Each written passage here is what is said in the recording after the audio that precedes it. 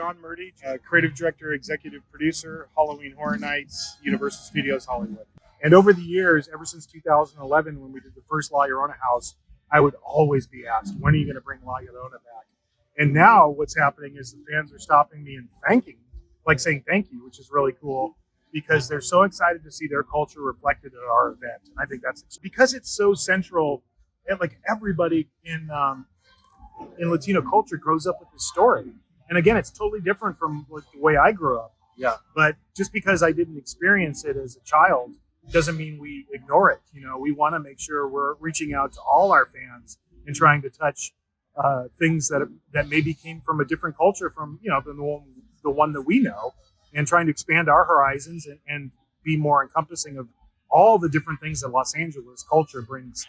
And, you know, Latin American culture is embedded in every aspect of Los Angeles culture. So from the street names to you name it, sure. you know, to the city name. You know. The most surprising, and I don't know if controversial, maze probably is going to be the one for The Weeknd, because some people say, yeah, I mean, The Weeknd, he's not scary, but I was just like, I love that, by the way. I was checking those videos. I mean, there's like a slasher one, like, you know, like a. Oh, yeah. Once you start to dive into The Weeknd's, you know, brand and where he's coming from, you find just layers and layers of, it gets darker and darker and darker as you go along. In your eyes, I think it's a song that he has like a very, like, it is slasher tribute. Yeah, it is. And then like Too Late starts with two girls that have just had cosmetic surgery in Beverly Hills, driving through California, you know, and on their way back to their house, and they find his severed head in the middle of the road.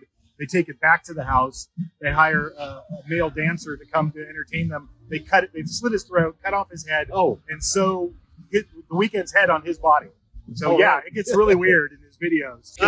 His people contacted us. Oh yeah, he's a big fan of Halloween Horror Nights, and he reached out to us and wanted to be part of this.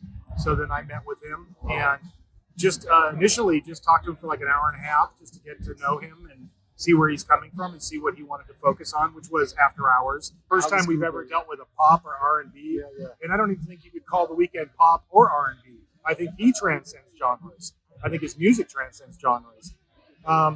So it's very exciting to try to do that, because you're heading into uncharted territory. So you're going to see what happens. I mean, you kind of, I mean, you don't know necessarily what to expect. Oh, I think they're going to like it. Yeah, I'm very confident of that, because I know what's inside it. They don't. The reason to do the original Halloween this year is there's a movie opening in October called Halloween Ends. So we wanted to say to our guests, in October, you're going to see how Halloween ends in the movie theaters. But at Horror Nights, you're going to see how it begins. What about Killer Clowns from Outer Space? You had it already, like in 2019. This time you doing like any changes? No, this one's pretty much backed by popular demand. It's in a different location, so we had to reconfigure it to fit that location, so it's a little bit different than the last one. But Killer Clowns was a lot like La Llorona. I did not expect it to be as big a hit as it was, because it's based on pretty much a B-movie from the 80s that became a cult. Yeah, Scarecrow's an original house. It's inspired by a house Orlando did in 2017, although it's different here in Hollywood. With that, I really wanted to ground it more in a specific time and place, and I picked the Dust Bowl era of American history, which is the 1930s, in the middle of America, when all of the land got overworked and the soil turned to dust, and these huge storms blew that dust to where it was like 400-foot, you know, black clouds of dust coming at you, and it devastated the land. It caused the biggest mass migration in U.S. history, and we thought that we would dive more into the history of that and make it feel more like you're in a house from the 1930s in the middle of a dust bowl. It's actually an ecological horror story. That's how I see it. I see it like global warming. It's a cautionary tale about here's what happened back in the 30s. Maybe the scarecrows didn't come to life and try to turn everyone into human scarecrows back then. That's our addition to it. But it's as if nature is punishing man for his transgressions with not being good stewards of the land. Dracula, the Mummy, and the Wolfman brought together for the first time in one experience, and it ties all of that, the stories that those characters come with, into a new story that I wrote, where they're trying to find a cure to the things that have cursed their lives. Each of them are cursed characters, and they're searching for the thing that's going to end the curse, which brings them into conflict with each other. Once you finish with that, you continue walking up the road, and you make a right turn, and you end up in Jupiter's Claim, the sets from Jordan Peele's latest movie, Nope.